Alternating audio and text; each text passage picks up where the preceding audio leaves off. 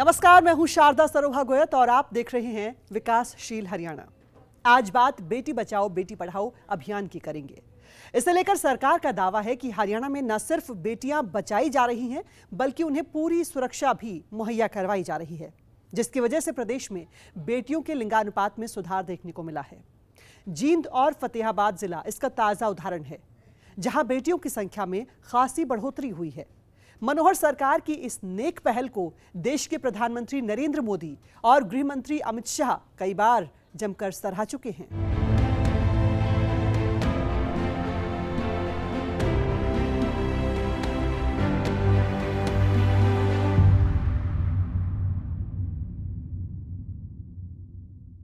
हरियाणा में बेटों और बेटियों की संख्या में बढ़ता अंतर एक बड़ी चिंता की बात थी, और ये चिंता न सिर्फ हरियाणा के लिए थी बल्कि पूरे देश के लिए थी।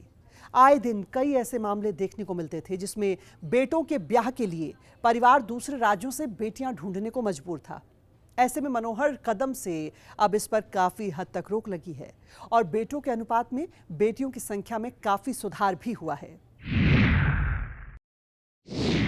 हरियाणा में बेटियों का बढ़ता लिंगानुपात किसी से छुपा नहीं था, जिसमें सुधार बेहद जरूरी था। लेकिन पिछली सरकार की ओर से इसे लेकर कोई ठोस कदम नहीं उठाया जाना एक बड़ी चिंता की बात थी।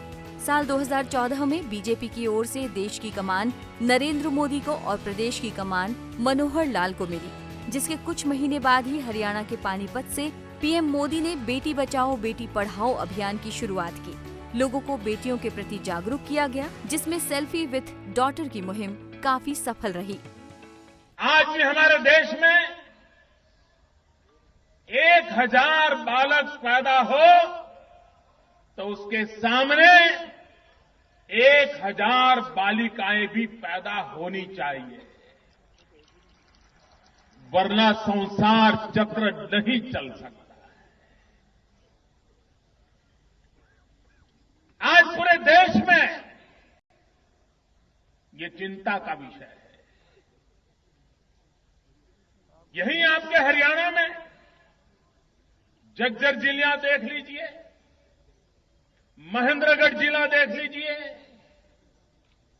1000 बालक के सामने 750 बच्चियां हैं। 1000 में करीब 225 बच्चे कमारे रहने वाले हैं। मैं जरा माताओं से पूछ रहा हूं, अगर बेटी पैदा नहीं होगी तो बहू कहां से लाओगे?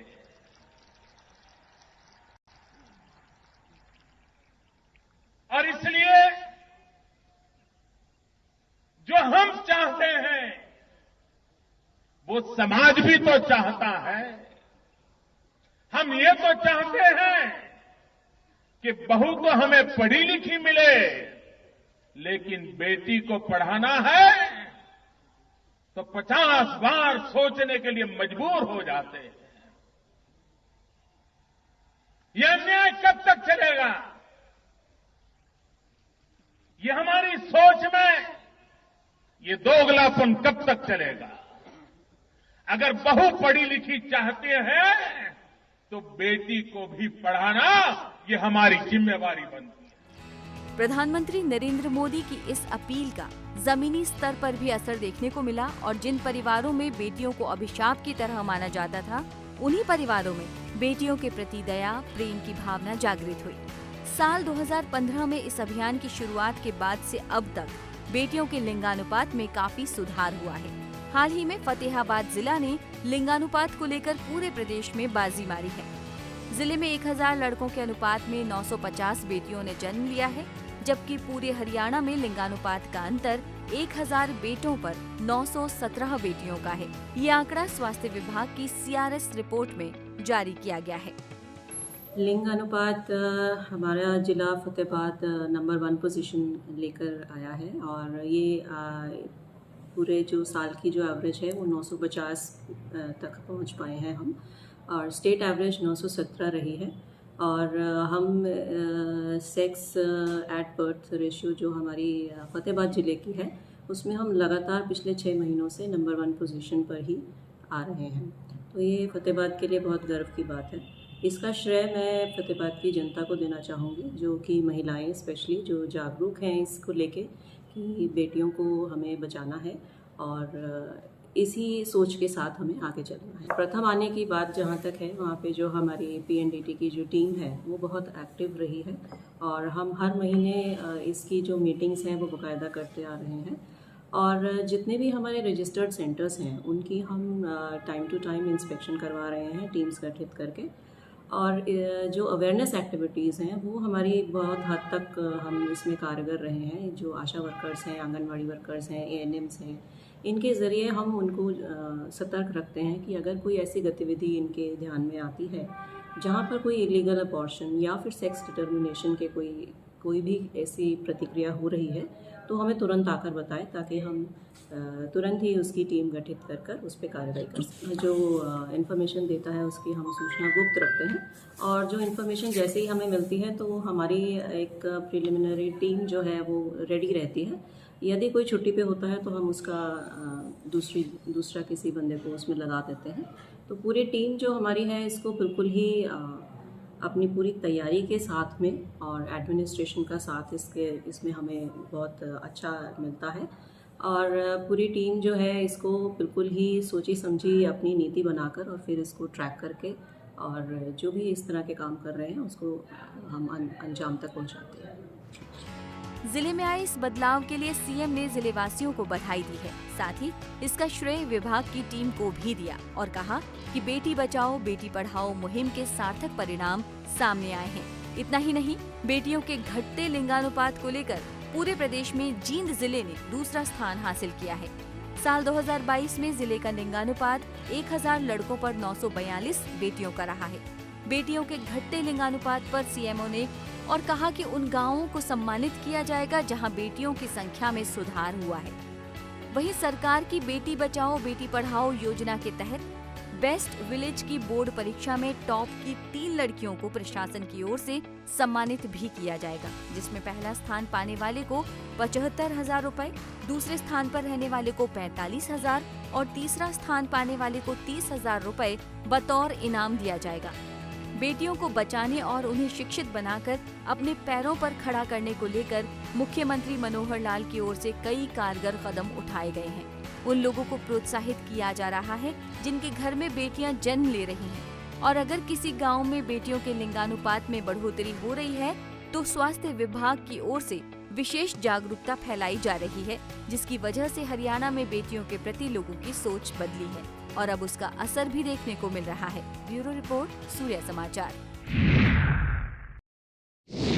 हरियाणा सरकार ने सिर्फ बेटियों को बचाने का ही नहीं बल्कि बेटियों को पढ़ाने का भी जिम्मा उठाया है। मुख्यमंत्री मनोहर लाल ने प्रदेश की बेटियों से वादा किया कि हर 20 किलोमीटर पर एक राजकीय महिला महाविद्यालय खोला जाएगा और इसमें मनोहर लाल बहुत हद तक सफल भी रहे हैं। आज प्रदेश के कई जिलों में महिला कॉलेज खोले जा चुके हैं।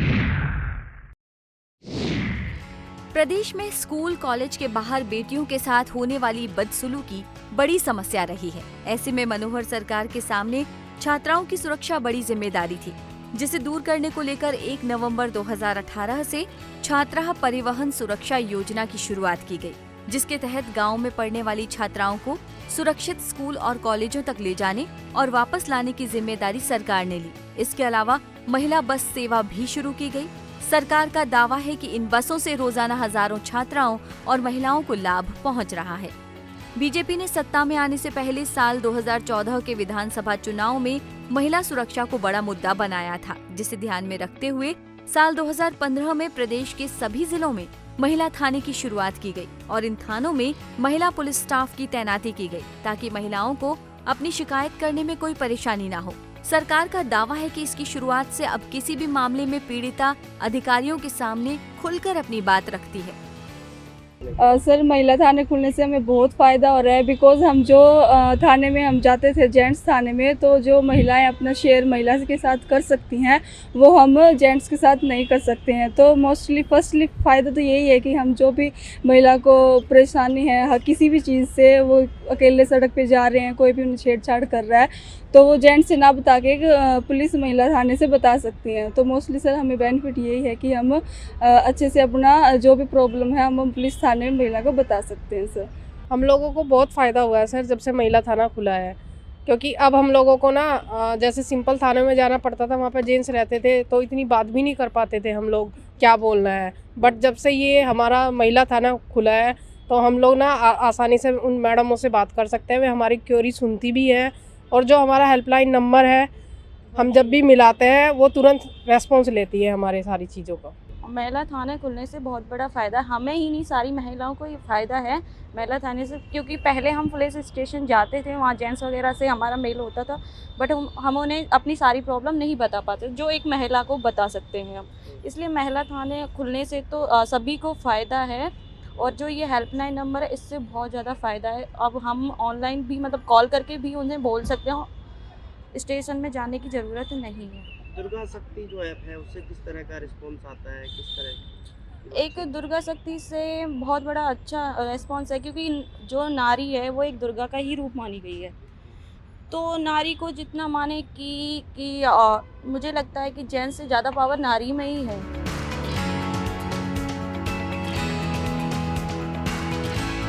मनोहर सरकार ने महिलाओं की सुरक्षा के लिए दुर्गा ऐप भी लॉन्च किया है। सरकार का दावा है कि ऐप में पैनिक बटन दबाने के कुछ ही पल में मौके पर पीसीआर पहुंचती है। इस ऐप को अब तक करीब लाखों महिलाएं डाउनलोड कर चुकी हैं।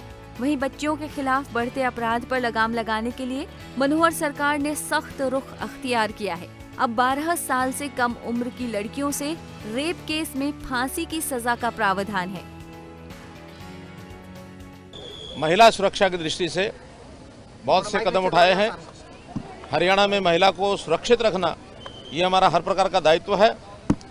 हमने एक स्पेशल ऐप दुर्गा वाहिनी ऐप को लॉन्च किया है कि कोई भी पीड़ित महिला, हमारी बहन बेटी जिसको किसी प्रकार की ऐसी तकलीफ होती है तो उस ऐप को दबाएगी, उसकी सीधी सूचना जो उस जिले में जहां ये घटना होती है वहां कंट्रोल रूम में जाएगी और वो कंट्रोल रूम निकटस्थ जो उस जीपीएस के माध्यम से जो सूचना आई है उस सूचना के आधार पर जो निकट का पुलिस स्टेशन है या जो पेट्रोलिंग पार्टी है उनको सूचना देंगे ताकि कम से कम समय में उस महिला को सहायता मिले, उसकी सुरक्षा के लिए वहाँ टीम पहुँचे ताकि इसमें अपराधी जो लोग हैं उनको किसी प्रकार से रोका जा सके।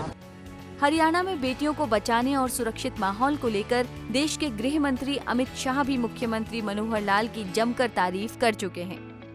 हरियाणा एकमात्र राज्य है और सबसे बड़ी बधाई पूरी हरियाणा की जनता को मैं देना चाहता हूं कि हाँ, बेटियों की संख्या 1000 पर 817 थी। 817 1000 बेटों के सामने 817 बेटियां थी। लिंग अनुपात बहुत गिरा हुआ था।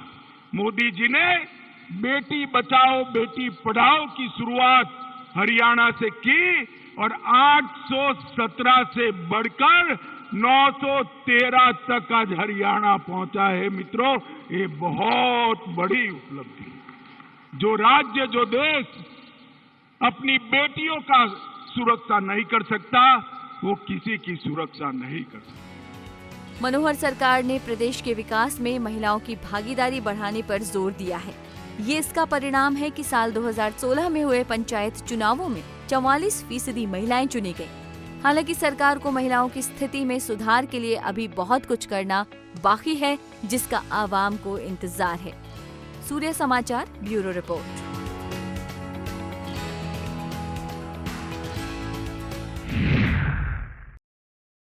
तो आपने देखा कि मनोहर राज में बेटियों को बचाने और उन्हें पढ़ाने को लेकर वो कौन कौन से जरूरी कदम उठाए गए जिसका असर बेटियों के सुधरते लिंगानुपात के रूप में देखने को मिल रहा है। मुख्यमंत्री मनोहर लाल का साफ कहना है कि जब कोई महिला गर्भवती होती है उस समय से लेकर बेटियों के ब्याह तक की फिक्र सरकार करती है। ऐसे में किसी गरीब के घर अगर बेटी जन्म लेती है तो घबराने की बिल्कुल जरूरत नहीं। हमारे साथ फिलहाल के लिए आज इतना ही। मुझे दीजिए इजाजत। आप देखते रहिए सूर्या समाचार। नमस्कार।